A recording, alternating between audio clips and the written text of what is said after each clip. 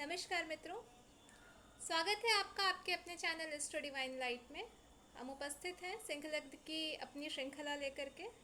आज का हमारा विषय रहेगा सिंह लग्न की कुंडली में इन धनेश की स्थिति पर विचार, सप्तम भाव से लेकर के द्वादश भाव तक। अपने सेशन के लिए हम चलेंगे हमारे आचार्य श्री ओम प्रकाश देवांगन जी के पास, लेकिन उसके पहले हमारा हमेशा की तरह आपसे निवेदन कि हमारे सेशन को लाइक और शेयर ज़रूर करें, सब्सक्राइब ज़रूर करें हमारे चैनल को, ताकि हमारे आने वाले और सेशंस आप तक पहुंच सकें। तो अब चलेंगे हम अपने आचार्य जी के पास उनके आशीर्वचन के लिए और आज के सेशन के लिए। प्रणाम सर। आप सभी को प्रणाम। आज सावन सोमवार का आज माहौल देखने को मिला, तो निश्चित रूप से भगवान भोलेनाथ का ये विशेष महीना है और इस पूरे सावन महीने में निश्चित रूप से भगवान भोलेनाथ के प्रति हम सच्चे मन से जो हम अपने आराध्य देव भगवान भोलेनाथ को जो भी हम समर्पित करना चाहते हैं, तो जरूर आप भगवान शिव जी के प्राण प्रतिष्ठित मंदिर में जाइए, भगवान शिव जी का जल अभिषेक करिए, क्योंकि निश्चित रूप से भगवान शिव जी की कृपा जो है वो हम सब पर सहज रूप से होती है, क्योंकि भगवान भोलेनाथ भोले हैं। वो बहुत बड़े ही सरल सहज भाव से वो अपने भक्तों पर जरूर कृपा करते हैं। तो निश्चित रूप से जो अविवाहित है उनके लिए भगवान भोलेनाथ की उपासना करने से, भक्ति करने से निश्चित रूप से उन्हें मनोवांछित फल की प्राप्ति होती है। तो जरूर भगवान भोलेनाथ जी का जरूर आप पूजा करिएगा। निश्चित रूप से भगवान भोलेनाथ की कृपा आपके ऊपर होगी और आपकी मनोकामना जरूर पूरी होगी। मित्रों, मैं आप सभी का एक बार पुनः बहुत बहुत हार्दिक अभिनंदन करता हूं। हमारे एस्ट्रो डिवाइन लाइट चैनल में सिंह लगन की श्रृंखला चल रही है। मित्रों, हमने पराक्रमी शुक्र का लग्नेश से लेकर छठवें भाव तक पहला भाग हम अध्ययन कर चुके हैं। मित्रों, आज उसी श्रृंखला को आगे बढ़ाते हुए सप्तमे पराक्रमी शुक्र का सप्तम भाव से द्वादश भाव तक का हम फल कथन आज हम आपके सामने प्रस्तुत करने जा रहे हैं। मित्रों, शुक्र जो है वो हमारे लग्जरियस और कंफर्ट जोन के कारक है। शुक्र एक पति के लिए स्त्री का कारक होता है। शुक्र से हम ऑर्नामेंट्स का विचार करते हैं, होटल मैनेजमेंट, एंटरप्राइजेस और जितने भी हमारे भौतिक सुख सुविधाओं के जो संसाधन होते हैं वो सभी शुक्र के प्रिव्यू में आते हैं। शुक्र को हम सांझ या भोर का तारा कहते हैं।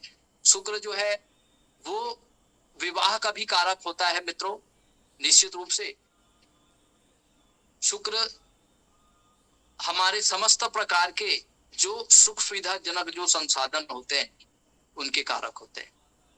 तो आइए, पराक्रमेश शुक्र यदि सप्तम भाव में अगर जाके विराजित हो जाए, मित्रों, सप्तम भाव जो है वो शुक्र की मित्र राशि होती है। निश्चित रूप से ऐसे जातक अगर पार्टनरशिप से कोई कार्य प्रारंभ करना चाह रहा है तो उसको पार्टनरशिप में सफलता प्राप्त होती है। मित्रों, कोई बड़ा इंडस्ट्री लगा के या उद्यम स्थापित करके ऐसे जातक अगर कोई कार्य का संपादन करना चाह रहे हैं तो उसके कार्यों में भी उनको सफलता प्राप्त होती है।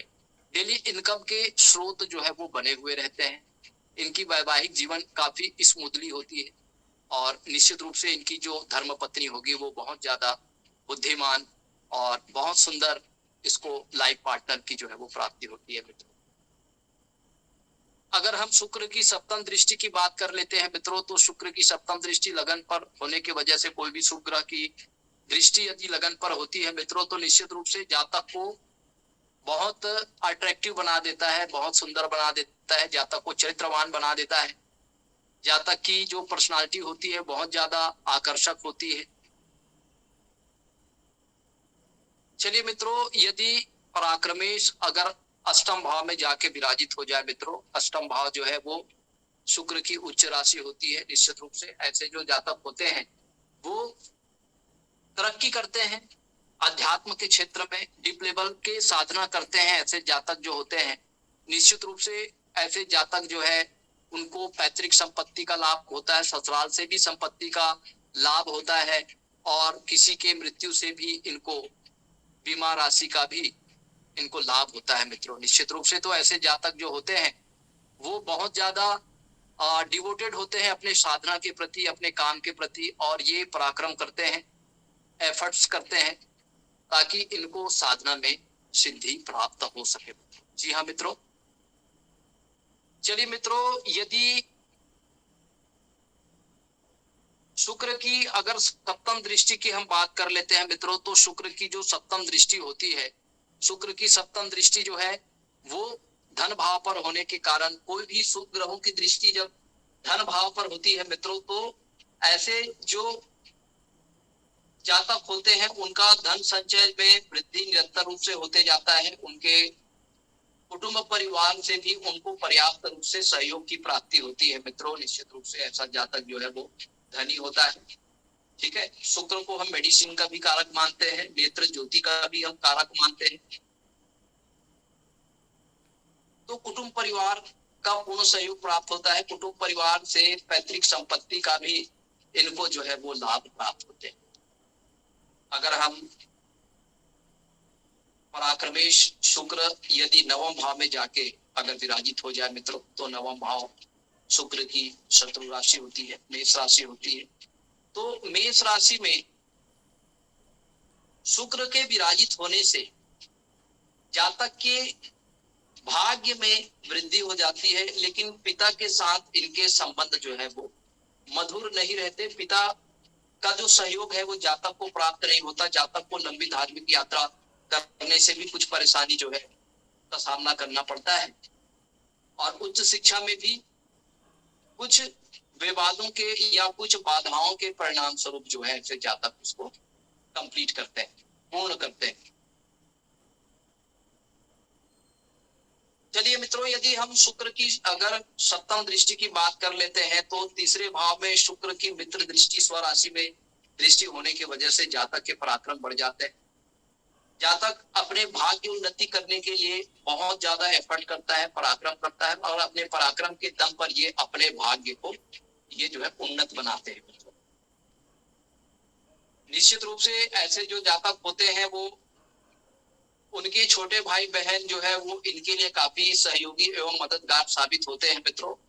ऐसे जो जातक होते हैं उनको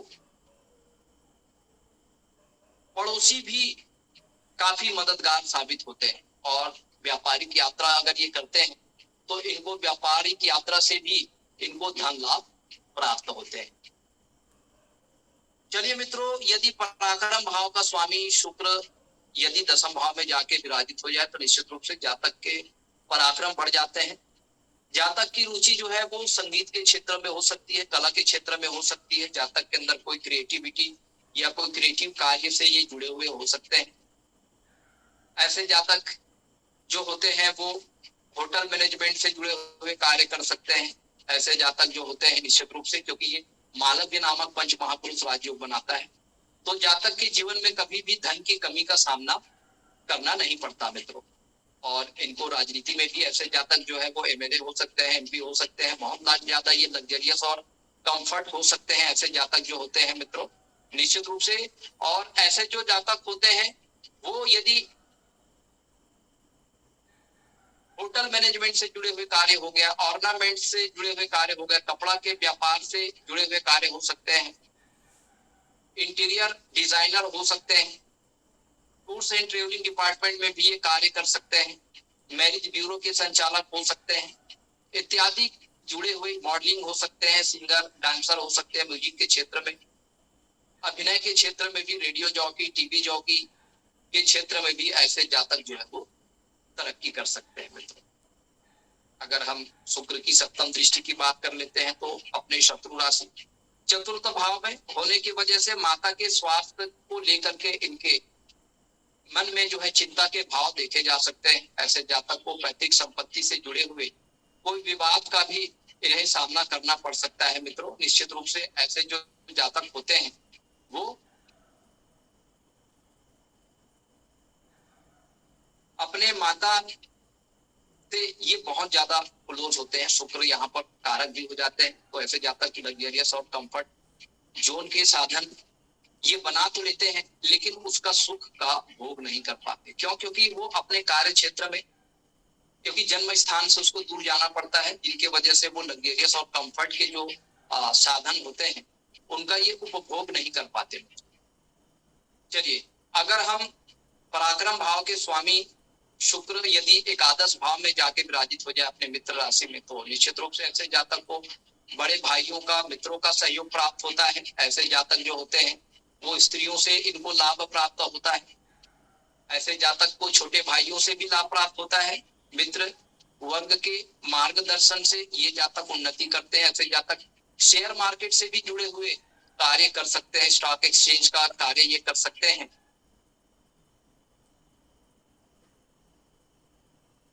अगर शुक्र की सप्तम दृष्टि की बात कर लेते हैं मित्रों, तो पंचम भाव पर पड़ने के कारण, क्योंकि शत्रु दृष्टि होने की वजह से इनके एजुकेशन में बहुत ज्यादा बाधाएं उत्पन्न होती है। जातक बहुत ज्यादा लग्जरियस और कंफर्ट हो जाता है। इस वजह से ये इनका ध्यान जो है वो अपने पढ़ाई में नहीं लगने के कारण कभी कभी इनके पढ़ाई में अनेक बाधाएं उत्पन्न होती है और कभी कभी पढ़ाई छूट जाती है या गेप हो जाता है। बहुत अपने मनोरंजन के संसाधन को जुटाने में ये ऐसे जातक जो है वो लगे रहते हैं, जिनके कारण इनकी पढ़ाई प्रभावित होती है। संतान भी इनके सहयोगी नहीं होते मित्रों। संतान से भी इनको सहयोग की प्राप्ति नहीं होने की वजह से संतान के एजुकेशन को लेकर के भी इन्हें जो है बहुत ज्यादा परेशानियों का सामना करना पड़ता है।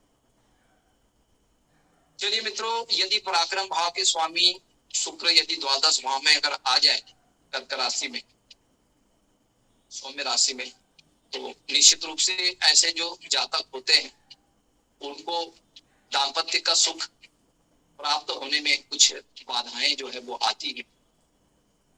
सैया सुख का भाव होने की वजह से पार्टनर के साथ मनमुटाव, मनभेद और मतभेद की स्थिति ये निर्मित करेगा। सैया सुख देगा, लेकिन फिर भी कुछ तनाव के माहौल बन सकते हैं, कुछ वैचारिक मतभेद की स्थिति निर्मित हो सकती है। अगर ऐसे जातक इंपोर्ट एक्सपोर्ट से जुड़े हुए कार्य करते हैं, नेशनल मल्टीनेशनल कंपनी से जुड़कर कार्य करते हैं, तो इनको शुरुआती दौर में हो सकता है कुछ नुकसान उठाना पड़े। विदेश की धरती में भी ऐसे जातक को बड़ी मुश्किलों का सामना करना पड़ सकता है मित्र। यदि जातक के चरित्र अगर अच्छा नहीं रहा तो जातक को जेल या कारावास भी हो सकता है। कोई स्कैंडल में इन्वॉल्व हो सकते हैं।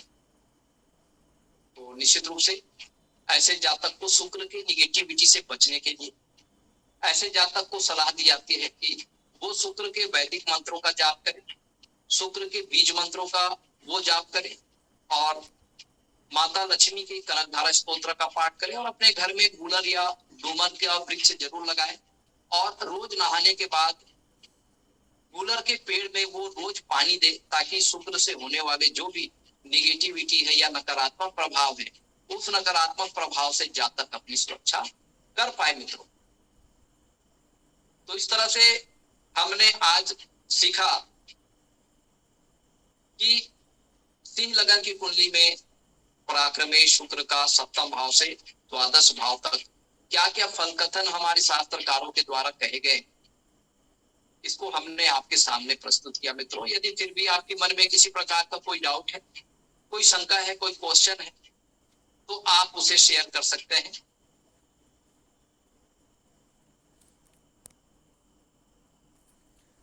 सर, एक जिज्ञासा मन में ये थी कि धन भाव में हम कहते हैं कि अगर किसी क्रूर या किसी पाप ग्रह का प्रभाव है तो धन संचय में कमी होगी, और अगर शुभ ग्रह का प्रभाव है तो धन संचय में बढ़ोतरी होगी।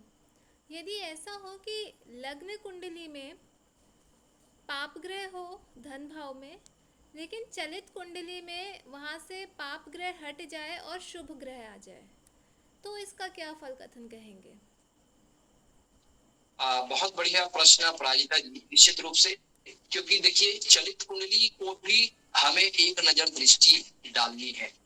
कभी कभी क्या होता है, हमारे पास कोई कुंडली आता है, कुंडली में बहुत सारे दोष होते हैं, जैसे कालसर्प दोष हो गया, मांगलिक दोष हो गया, पितृ दोष हो गया, ग्रहण दोष हो गया, शापित दोष हो गया, अंगारक दोष हो गया, तो उच्च मांगलिक हो गया। तो ये जो दोष है, हमको केवल लगन कुंडली को ही देख के हमको इस रिजल्ट तक नहीं पहुंचना है।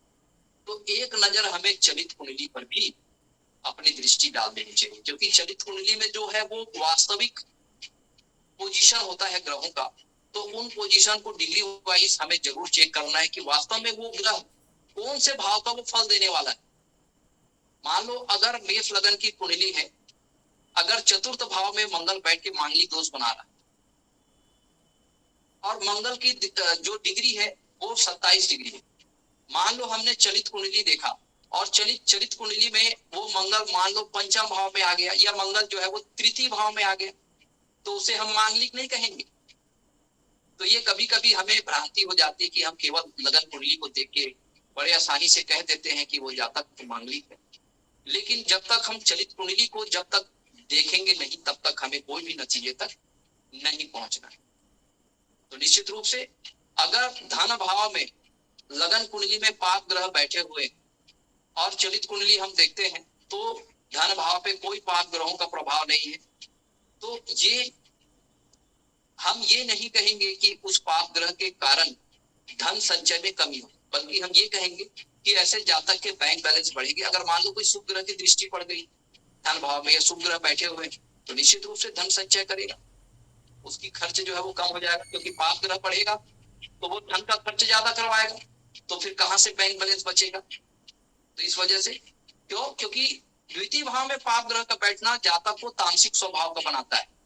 अब जातक यदि तामसिक स्वभाव का है तो वो फिर वो नशा में संलिप्त होगा, हो सकता है नॉनवेज का वो सेवन करने वाला हो, हर एक दो दिन में वो नॉनवेज खाता हो, तो पैसा क्या बचेगा उसके पास, क्योंकि वो अगर वो नशा करेगा नॉनवेज लेगा वो तामसिक रहेगा तो उसके खर्च भी बढ़ जाएंगे, और खर्च जब बढ़ेगा तो फिर धन का संचय कैसे होगा।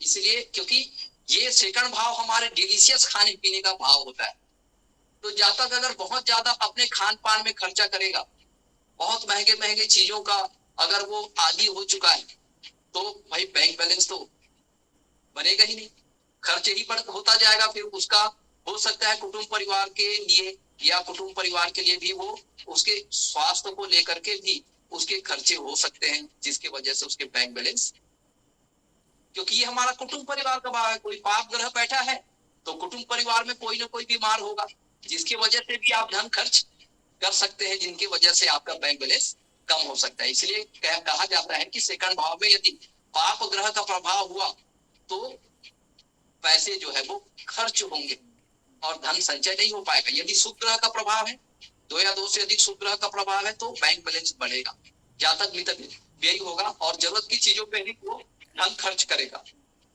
तो इस प्रकार से उसकी धन संचय में क्या हो जाएगी, वृद्धि हो जाएगी। धन्यवाद सर। चलिए मित्रों, यदि आपके भी मन में किसी तरह का कोई डाउट है, कोई क्वेश्चन है, लाइफ के कोई भी एस्पेक्ट से जुड़ी समस्या है तो आप उसे पूछ सकते हैं। जी शकुंतला जी।